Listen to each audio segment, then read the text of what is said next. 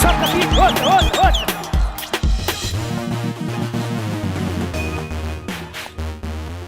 Welcome everybody, it's SoccerBeat, it's Peter the Toit, and I've got Coach Farouk Khan and ex-Bafana international left back Tsepo Masilela. Bafana 2, Lesotho 0. World Cup qualifier, we're top of the league table. However, Farouk, you're the coach here. You've been on the bench, you're in the dressing room. What are you saying to the guys? You happy? Yes with the result. Performance? I think the performance was good. I think we kept the ball well. We dominated the play. We created chances. My biggest concern would be that we didn't finish those chances. For me, when you have an opposition like this, you've got to put them to the sword. It's important to gain confidence. I mean, players like Lyle Foster, we expect more. He plays in the championship in England. You know, he wasn't on song. I mean, for me, the highlight was Rele and Jaden Adams. I mean, these are young players and they were outstanding. So we got to lead by example. I suppose, you know, on the day everybody has a bad day in the office. Let's hope this is a bad day. Let's hope we can get those shooting boots on, because I don't have a problem the way the coach has set up his team. I think they're solid in defense. I mean, Lesotho out there had a chance at goal. I mean, Williams was a fan or a spectator this evening. Correct. Tsepo, and when you're playing against a team with such low block and defend so much, I've always believed, and Farouk, you know, you can come into this as well, your fullbacks are so important in this kind of situation. I was actually disappointed in the distribution of both fullbacks, and in particular Basadini's passing. So I mean, what are your thoughts on that two fullbacks play? Because I think these guys have got to be supporting the midfield and the front three and making the field bigger. I was disappointed in the two of them. They didn't offer much in the attack, you know, but obviously defensively they were solid. But again against Lesotho, Peter, because if you look at how Lesotho set up, you know, it was a low block, you know, compact team, but then they didn't have that next step of their game. If you set up in that way, it means on every opportunity you get to go on a transition, you must hit the opponent or create problems. But they only were comfortable sitting low and, you know, being compact, fair enough. But again, when you look at Basadin and both Mudau, you know, because we have the wingers that hugs the line. If you look at Elias on the right and Rele, even though Rele plays on and off the line, you know, so the next question is, do they come inside and invert, or do you allow them to go create 2v1? And with the 2v1, you must have an understanding with the winger. So it's not easy sometimes when you come to national team level, because of, you know, why a couple of days of training, and sometimes you play with a police next game with Rele. But they were okay defensive, Peter. They were okay. They didn't offer much in the attack, but they were okay. Defensively, they were okay because Lesotho also offered nothing. So I don't have a problem with the defensive thing. Just to your point, Mudau has played regularly with Mokoena up front on the wide right. Yes, on the other side. Yeah, Coach, you know, I think when you're struggling to break something down, you've got to change things up a bit. And as a coach, I felt, and as an ex-player, I would have liked to have seen somebody like Obas coming in, playing as a holding midfielder, and your two centre-backs turn with Obas almost playing as a 3, allowing your full-backs to push then definitely much higher up. And what you're doing, you're pinning teams back then, because your two centre-backs should be able to play 1v1 anyway. And then you've got a holding midfielder there. So you've almost got 3 centre-backs. And then you've got your 2 full-backs joining your wingers. You're doubling up on these players. They're not the most clever team in the world, Lesotho. So if you give them another problem to think about, I think that they could have collapsed, because we would have more numbers in midfield then, and we would have been able to play through their block, in my opinion. You, the coach. Or do you dump that idea? You know, obviously, with them sitting back as low as they did Lesotho, it gave us the luxury of pushing both fullbacks high up the field and creating that width. With Mokoena and them playing a little bit more narrower, him and Rele playing adding numbers closer to Foster, I think that would have caused Lesotho a lot more. So they had an overload in the middle. But to be fair to them, when they did break forward, Peter, the quality of service was good at times, but the positioning in the box lacked. I mean, Tsepo, you know, you make a great run down the wing, and the guys don't make their runs according to plan. Near post, far post, penalty area. They stagger their positioning, We saw at the end, there was a cutback from Mudau. Everybody rushes forward. Nobody hangs back. And that obviously is not good because you want to have players positioned well in the box. So I think you are right in saying play with a single pivot. Don't play with Jaden Adams and with Mukwena. Maybe push up higher, add numbers forward, and ensure that you get players making runs from deep because Lesotho weren't picking up the runners. They didn't have the quickest players around. What they did well is they defended very, very solidly with numbers in the back. They become awkward. You play the game, Peter. Tsepo, you'll know. When you play against a weak team that sit back, it's so difficult to break them down. There's no space in time. So you've got to be a bit more clinical. For me, we just lacked the cutting edge in the last third. I mean, it's not like we didn't create chances, Peter. We created several. If you score earlier, when we scored those 2 goals, you could see Lesotho falling to pieces. Can you imagine if we took those chances earlier? I can guarantee you 6 would have been the least we could have scored tonight. Correct. I want to come back to that. Just before we come back to that, guys out there, we really appreciate your support by subscribing. We've got 2 big sign-ins here, Farouk Khan and Tsepo Masilela. Show them your love. Press that subscribe button. Press that bell. We want these guys back and back. Don't forget, please. And also, as a reward from our sponsors, go on the Betway site, press the SoccerBeat tab, and you get yourselves a free 25 Rand. You know, let's talk about these missed chances because Farouk and Tsepo, I mean, you top coach, played the game, I've played the game. What we know is exactly what Farouk said here now, is that missing chances puts everyone under pressure. My concern is we don't have a natural finisher in our team. Even Reyners, who I would consider a natural finisher, when he came on, he missed a good chance. He ballooned it over the bar. What is this, coach? You've trained players how to finish. You've coached players who've got a natural instinct how to finish. What is it in this game? It looked hurried. It looked almost rushed and hurried and no composure, no place in the ball. Why, when you're sitting on the bench? Because these guys all know how to finish. What happens mentally? We're not playing a top team that the pressure was on. And my concern that breeds bad habits that you get used to missing chances. What is it? What could Broos do? What can you say to a player at half time when they come in and we've missed so many chances? What do you say? To be fair to Broos, there's nothing much he can do at this stage. These are professional players in their 20s, 25s. You mentioned something, habit. If you continually form bad habits, it's difficult to lose those habits. It comes back to where I work in development. I think we don't do enough to condition players psychologically and mentally to become goal scorers. Let's look at it from this perspective. Who's our highest goal scorer in the PSL? It's a Brazilian guy. Yeah. Ribeiro. He's the highest goal scorer. Now look at this scenario. Take Ribeiro, playing in the Premiership in Brazil. He probably wouldn't score 3 goals. I'm being quite honest. He won't play. But let's say if by accident he gets in there, he's not going to score goals because the standard is another factor. Now, you're playing against Lesotho. Obviously, the standard is ideally suited to you to score those chances that you create. But again, Peter, it's 80 to 90% mental. How much visualization do coaches do with strikers? You know, if you play the game of golf, they do visualization. If you play tennis, they do visualization. We are a little bit behind on modernistic coaching methodology. There's a book I want to suggest to coaches. It's called Playing Out of the Mind. It's exercises that teach players how to be composed. Because merely the coach saying, Tsepo, be composed, be clinical. Yes, coach. But you've got to train the mind. What is the most powerful muscle in the body? It's the brain. How often do we train that muscle? And this is what I think we need to catch up on. We obviously need to change the way we train players. Repetitive drills don't work. You can do something 1,000 times over.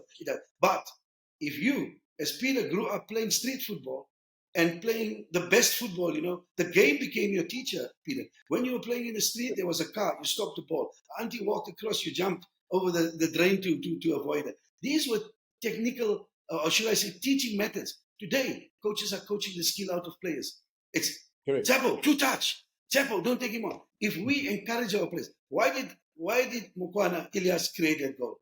He neutralized the opposition by running at them and sucking them into one side Rele was free on the left side. What a fantastic goal. Now I want to talk about Rele quickly. Rele comes from the School of Excellence. School of Excellence in 94. We created that model. And our methodology was let the players play. And we used a lot of small-sided games. So if you take a player from the school, he's always comfortable on the ball. Because we encourage that. Even now at Stars, I don't impose on players. I don't try to change a player. I look to enhance his skill. That's why you can see Rele, even at his age, how comfortable he's on the ball. Now you talk about other players that have come through. The Ikram Reyners in it. They come from a different background. He's a great striker, but he doesn't always finish clinically. I mean, the one shot he had there, all he needed to do, take a penalty. You're in the box, side-footed into the goal. He went for power. Great. So that is why I said to you earlier on, Peter, we need to remedy this goal scoring. I think Broos has done brilliantly. But there's nothing Broos can do now to ensure that his strikers finish. It's absolutely difficult. Great. I'm going to come back to the striker situation. I want to also ask you about Apollos and Percy Tau. But just before I do, guys, let's have a quick break with our sponsors, Betway. Good promo. We'll be straight back with you. How would you like to win a little something extra just for joining the best in the game? For a limited time, we are teaming up with Betway and giving all of you access to a SoccerBeat exclusive. If you join Betway using the sign-up code SoccerBeat, now in March, you'll get 25 Rand Extra Bet. That's right. It's time to get way more out of every bet. Standard T's and C's apply. Welcome back, everybody. And don't forget to thank Betway. They've done you a big favor here. 25 Rand free bet if you go on their site and you click the SoccerBeat button. So, just on a striker situation, and I know we're going slightly off the Bafana game, but if you look back in football in this country, we actually always had good strikers. We've had top-class strikers, the Fani Medidas, the Marks Mapanyana. I can go back into the old days of the NFL and the old Federation and the old NPSL. I won't even go there. I myself was a striker. Strikers are somebody, it's inbuilt. You can't teach a guy to be a striker. You can improve his game, obviously, but he's got to have that thing in him. Like a winger has got to want to dribble and cross the ball, and a defender's got to like head in and tackling, and a midfielder's got to like either a tackling game or part. A striker, you can't make them. They've got this instinct, but you've got to push their standards up. And I think Rainer's got an instinct, but I think playing for Sundowns, they get so many opportunities. If you look at Chalalile and Salas and even Rainer's, they create so many chances, but the pressure's not on them because they always know they're going to score. So, they go, oh, well, we missed 2, we missed 3, we're going to score another 2.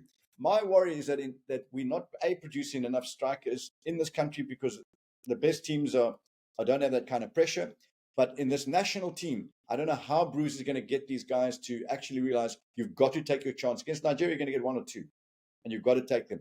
But going back to the game, Percy Tau, back in Bafana, played in basically the Zwane role, the free man support linking between midfield and attack, because the guy is supposed to a certain extent get us playing. And I also felt that's another problem we had about creating chances.